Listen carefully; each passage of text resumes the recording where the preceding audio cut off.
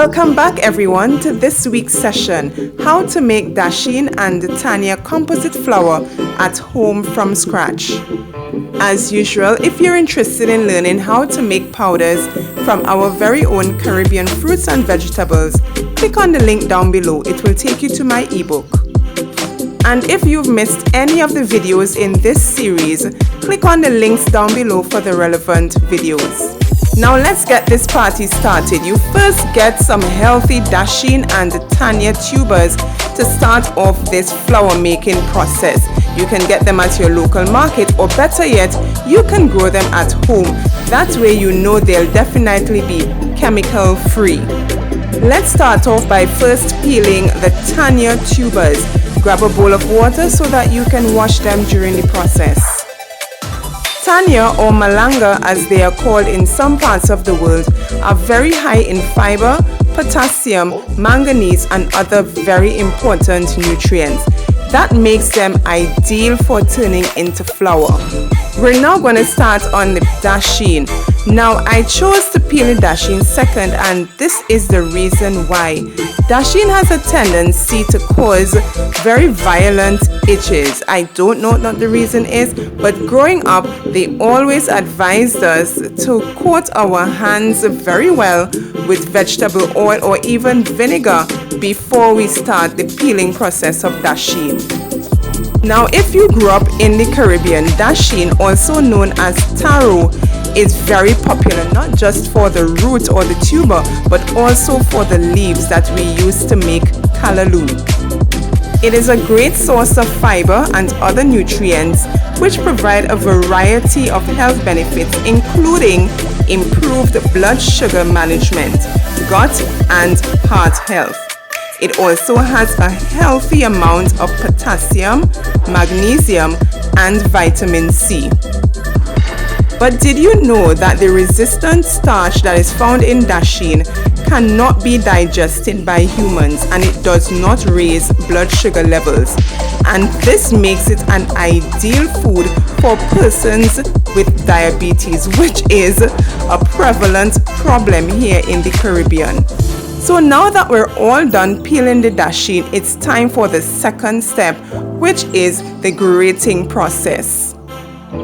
Make sure to give both your peeled Dasheen and Tannia a good wash so that they're all nice and clean, that it produces a nice white flour. With the grating process, ensure your hands are well coated again, and just simply use a grater or a food processor, whichever kitchen utensil is suited for your needs. Now both Dasheen and Tannia are very common here in the Caribbean. They form part of our staple foods. Dasheen, more so than Tannia, is used pretty much on a daily basis in people's meals. They are both very easy to grow, but they prefer more moist, damp soil to ensure higher yields. Now Dasheen and Tannia, as well as all our ground provisions, have been gaining popularity for turning into flour because of their gluten-free properties, making it an ideal alternative for wheat. Now that we've all done with the grating process, it's now time to dry your composite provisions. Just simply tray them out on a baking tray or a dehydrator tray and get them ready for the drying process.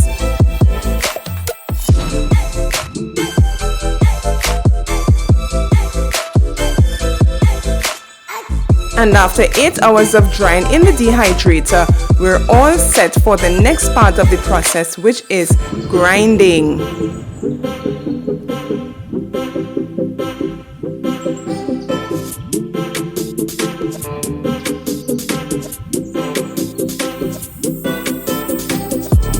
Now in this step, you have the option of using either your kitchen blender, a food processor or a coffee grinder. But if you're on a larger scale, here is where you will need an industrial type blender that will allow you to grind a whole lot more flour in a shorter space of time. Now I started off this process with about 3.5 pounds of both Dasheen and Tannia combined, and this will give me a flour amount of just over 1 pound.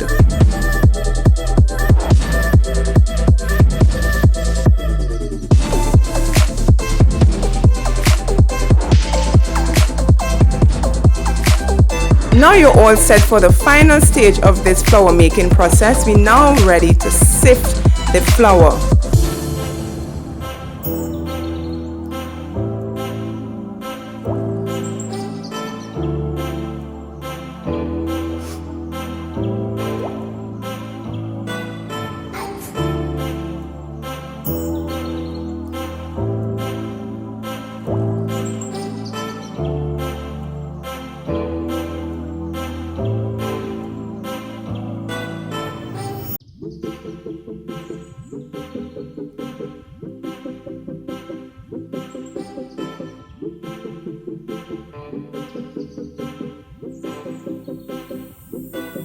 Now that we're all done with the flour making process, it's now time to weigh and store your flour.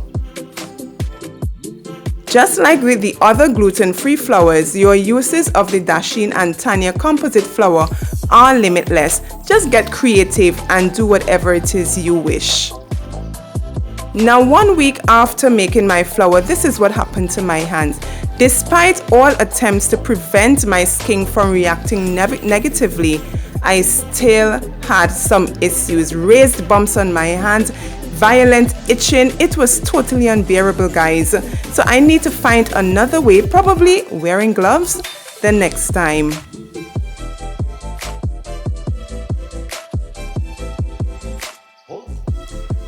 Just as with the other gluten-free flours, Dasheen flour seems to be a very big seller. When I got to the supermarket, there were very little on the shelves, which means it's the most popular.